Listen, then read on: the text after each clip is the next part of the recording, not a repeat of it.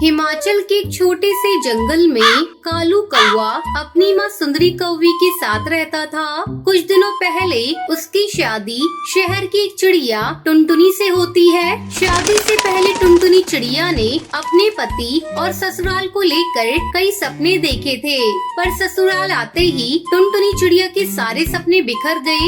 शादी के अगले ही दिन टुनटुनी चिड़िया की सास उसके पास आती है। बहू, आज तुम्हारी पहली रसोई है, जाकर किचन में कुछ मीठा बना ले। तब तक मैं और कालू तैयार होकर आते हैं। टुनटुनी चिड़िया किचन में जाती है।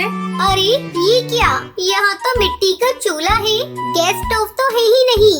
मुझे तो मिट्टी के चूल्हे पर भोजन बनाना आता ही नहीं। ओ माँ जी, जल्दी यहाँ आइए। क्या हुआ बहू, तूने इतनी जल्दी मीठा बना लिया? नहीं माँ जी, अभी कहाँ कुछ बनाया है। तो फिर चिल्ला क्यों नहीं हो?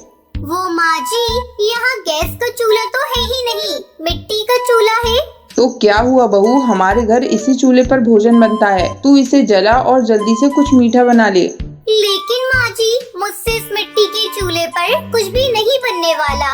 ऐसा करिए, आप एक गैस का चूल्हा खरीद कर मंगवा दीजिए, फिर मैं उस पर रसगुल्ले बना दूंगी। देखो बहू, ये गांव है, यहाँ सभी के घरों में मिट्टी के चूल्हे पर ही भोजन बनता है। अब मैं तेरे लिए नियम तो नहीं बदल सकती। किसी तरह टुनटुनी चिड़िया मिट्टी के चूल्हे पर रसगुल्ले बनाती है। ये लीजिए माँ जी, मैंने रसगुल्ले बना लिए, खाकर बताइए ये कैसे बने हैं, फिर मैं कालू जी को भी देख कर आऊँ। सुंदरी कौवी रसगुल्ले को खाने लगती है। बहू, रसगुल्ले तो बहुत ही स्वादिष्ट बने हैं, लेकिन तूने पहली बार मिट्टी के चूल्हे पर बनाया है ना, इसलिए तुझे परेशानी हुई है। धीरे धीरे टुनटुनी मिट्टी के चूल्हे पर भोजन बनाना सीख जाती है। इस तरह कुछ दिन गुजर जाते हैं। एक दिन सुंदरी कौवी मिट्टी से चूल्हे बना रही थी। टुनटुनी बहू, आ मैं तुझे मिट्टी के चूल्हे बनाना सिखाती हूँ। टुनटुनी चिड़िया अपनी सास से मिट्टी के चूल्हे बनाना सीखने लगती है। माँ जी, आप तो मिट्टी के बहुत सुंदर चूल्हे बनाती है। आपको पता है, हमारे शहर में मिट्टी के चूल्हे बेचने दूर दूर गांव से पक्षी आते हैं। कुछ ही दिनों में त्योहारों का मौसम शुरू होने वाला है और घर घर में से मिट्टी के चूल्हे पर प्रसाद बनाकर पक्षी अपनी अपनी देवता को चढ़ाते हैं। मैं सोच रही हूँ माँ जी, क्यों न इस बार हम लोग भी मिट्टी का चूल्हा बनाकर शहर के जंगल में बेचें। वैसे भी पूरा दिन हम घर में खाली बैठे रहते हैं। बहू, तेरी बात में तो दम है। अगर हमें ऊपरी कमाई हो जाती है तो घर चलाने में कालू की भी मदद हो जाएगी। फिर दोनों सास बहू मिलकर मिट्टी के बहुत सारे सुंदर सुंदर चूल्हे बनाती हैं और उन्हें अच्छी तरह से धूप में सुखाकर शहर के जंगल में बेचने के लिए ले जाती हैं। चूल्हे ले लो चूल्हे, मिट्टी के सुंदर और टिकाऊ चूल्हे, चूल्हे ले लो चूल्हे। तभी टूनी चिड़िया उनके पास आती है। बहन, एक कितने में दे रही हो? अगर तुम्हारे दाम सही हुए तो मैं तुमसे 2 चूल्हे खरीदूंगी। वैसे यहाँ सभी पक्षी 100 रुपए में चूल्हा बेच रहे हैं, लेकिन मैं आपको 100 रुपए में 2 चूल्हे दे दूंगी। ठीक है, मुझे 2 चूल्हे दे दो। इस तरह टुनटुनी चिड़िया और सुंदरी कौवी के बनाए हुए मिट्टी के चूल्हे कुछ ही घंटों में सारे बिक जाते हैं।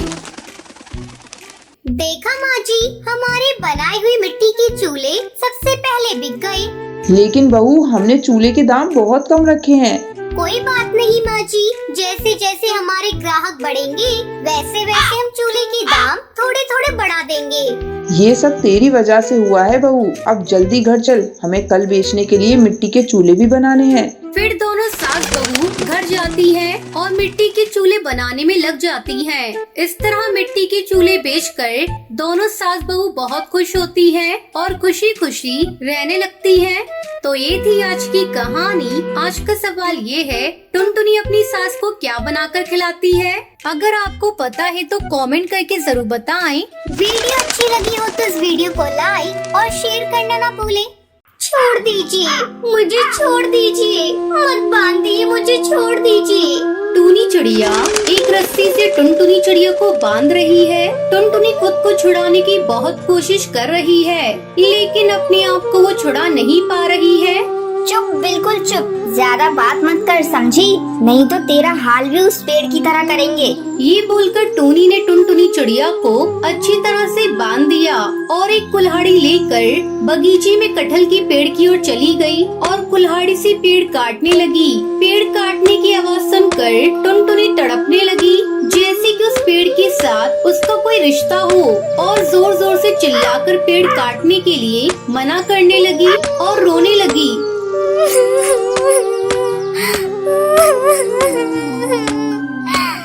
मत काटिए उस कटहल के पेड़ को, मत काटिए, छोड़ दीजिए उस पेड़ को, मत काटिए।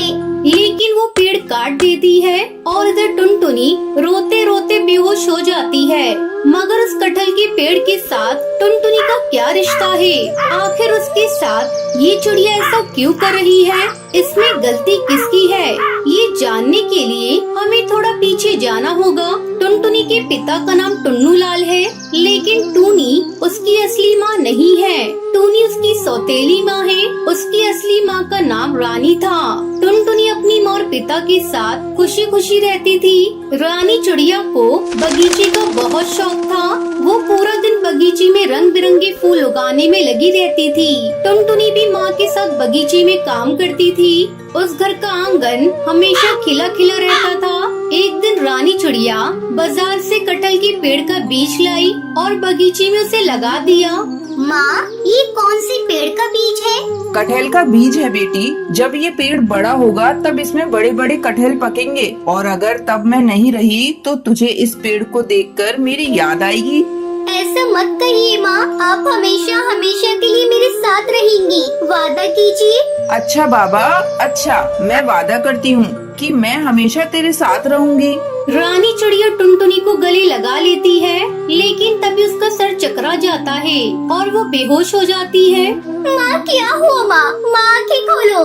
तभी टुन्नू लाल वहाँ पर आता है और रानी चिड़िया को अस्पताल लेकर जाता है। वहाँ पता चलता है कि रानी को ब्रेन ट्यूमर है। वो ज्यादा दिन इस दुनिया में नहीं रह सकती है।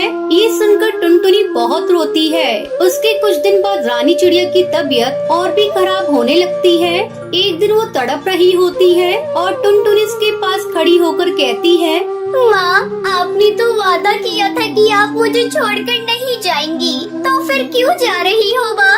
मुझे भी ले चलो अपने साथ माँ। मत जाओ माँ, मत जाओ। ये सुनकर रानी चिड़िया मुस्कुराती हुई कहती है, मैं अपना वादा पूरा करूंगी बेटी, जरूर पूरा करूंगी। ये बोलते हुए रानी चिड़िया की आंखें बंद हो जाती है और रानी चिड़िया चल बसती है। टुनटुनी फूट फूट कर रोती है, मगर टुन्नू लाल नहीं रोता। वो खुश है कि वो दूसरी शादी कर सकता है। रानी चिड़िया का अंतिम संस्कार किया जाता है और उसके ठीक 2 दिन बाद टुन्नू लाल दूसरी शादी करके टूनी चिड़िया को घर ले आता है। ये क्या पिताजी, माँ को गए हुए 2 दिन भी नहीं हुए और आपने दूसरी शादी कर ली? चुप रह समझी, मुझे तुझसे परमिशन लेकर कुछ करना पड़ेगा क्या? बाप रे, इतनी छोटी उम्र में इतनी बड़ी बड़ी बातें करती है तुम्हारी बेटी। इसे तो मैं अच्छे से सबक सिखाऊंगी। टुनटुनी को समझ आ जाता है कि अब इस घर में उसका जीना हराम होने वाला है। घर के आंगन में जो फूल थे वो मुरझा जाते हैं। पूरा बगीचा सूख जाता है। बस एक छोटा सा कटहल का पेड़ मिट्टी से निकलने लगता है और उसके बाद टुनटुनी के ऊपर सौतेली माँ टूनी का अत्याचार शुरू होता है और एक गलती होने पर टूनी चिड़िया टुनटुनी को बहुत मारती है। इतना भी नहीं सीखा करमचली, तेरी माँ ने कुछ नहीं सिखाया तुझे। ये ले। माँ बचाओ, बचाओ माँ। टुनटुनी चिल्लाती तो रहती है, मगर चिल्लाकर कोई फायदा नहीं होता। कुछ ही बार टुन्नू लाल बीमार पड़ जाता है और उसका देहांत हो जाता है। ऐसे ही दिन बीतने लगते हैं। ए टुनटुनी, जा मेरा जूता साफ कर दे, मुझे बाजार जाना है। जा जल्दी कर, तू इसी काम के लायक है। ये सब सुनकर टुनटुनी को बहुत बुरा लगता है, लेकिन वो करे भी तो क्या करे। वो चुपचाप टूनी के जूते साफ कर देती है और उसके बाद टूनी चिड़िया बहुत सारे बर्तन और कपड़े लाकर उसके सामने रख देती है और जल्द से जल्द साफ करने के लिए कहती है। इतने सारे काम करते करते टुनटुनी थक जाती है और थोड़ा आराम लेने के लिए बगीचे में जाती है। वो कटहल का पेड़ अभी बहुत बड़ा हो गया है। टुनटुनी उसके नीचे बैठती है और रोती रहती है। माँ, आप कहाँ चली गई माँ? आप अगर होती तो मुझे ये दिन नहीं देखना पड़ता माँ। तभी वहाँ पर रानी चिड़िया की आवाज सुनाई देती है। बेटी, मैं तो यहीं पर हूँ बेटी। टुनटुनी चौंक जाती है। वो इधर उधर देखने लगती है। तभी वो आवाज फिर से सुनाई देती है। बेटी इधर उधर मत देख, मैं इस पेड़ में ही हूँ। मैंने तुझसे वादा किया था ना कि मैं तुझे छोड़कर कहीं भी नहीं जाऊंगी, इसलिए मेरी आत्मा इस पेड़ के अंदर ही समा गई है। मैं इतने दिन से सब कुछ देख रही हूँ। टुनटुनी पेड़ को जकड़ लेती है। माँ, माँ आप यहाँ हो, मेरी माँ। तू चिंता मत कर बेटी, आज से सब कुछ मैं कर दूंगी। जाकर देख, तेरा सारा काम खत्म हो गया है। टुनटुनी जाकर देखती है कि सारे बर्तन साफ हैं, सारे कपड़े धुले हुए हैं। टुनटुनी तभी सौतेली माँ के पास जाती है और कहती है कि सारा काम खत्म हो गया है। टूनी आश्चर्यचकित हो जाती है। इतनी जल्दी काम कैसे खत्म हो सकता है? ठीक है, अब खाना बना ले। टुनटुनी रसोई में जाती और देखती है कि खाना भी बनकर तैयार है। ऐसे ही चुटकी में उसका सारा काम हो जाता है। ऐसे ही कुछ दिन बीत जाते हैं। मैं कुछ दिन से देख रही हूँ, ये टुनटुनी सभी काम इतनी जल्दी से कैसे कर रही है? टूनी चिड़िया टुनटुनी का पीछा करती है और देखती है कि टुनटुनी उस कटहल के पेड़ के पास जाकर पेड़ के साथ बातें कर रही है। इधर बर्तन और कपड़े अपने आप साफ हो जा रहे हैं। अच्छा, तो ये बात है। इसकी माँ तो सच में चुड़ैल निकली और ये पेड़ ही सारी समस्या की जड़ है ना। मैं आज ही उस पेड़ को काट दूंगी। ये बोलकर टूनी चिड़िया टुनटुनी को पकड़कर लाती है और टुनटुनी को रस्सी से बांधने लगती है।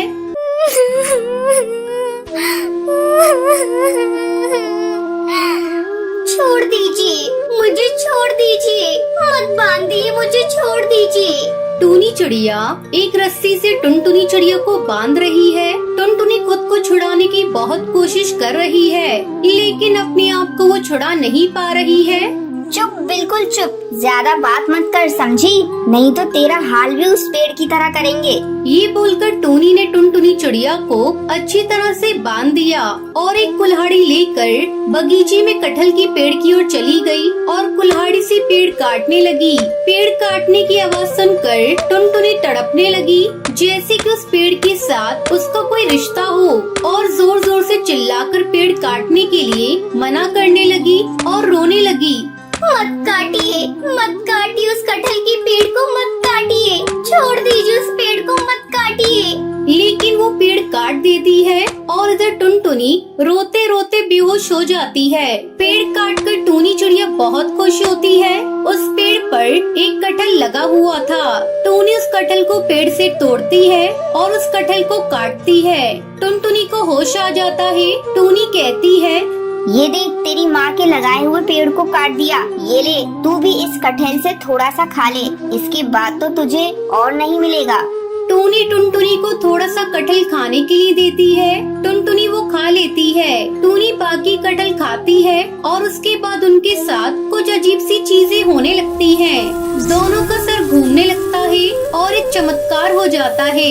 किसी जादुई शक्ति से उसकी सौतेली माँ मर जाती है। तभी वहाँ रानी चिड़िया की आत्मा प्रकट होती है और कहती है, ये अंदर से जहरीली थी, इसलिए कटहल इसके लिए जहर बन गया। और मेरी बेटी, तुम अंदर से खूबसूरत हो, इसलिए तुम खूबसूरत हो गई। इस तरह टुनटुनी चिड़िया को अपनी सौतेली माँ से छुटकारा मिल गया और वो खुशी खुशी रहने लगी।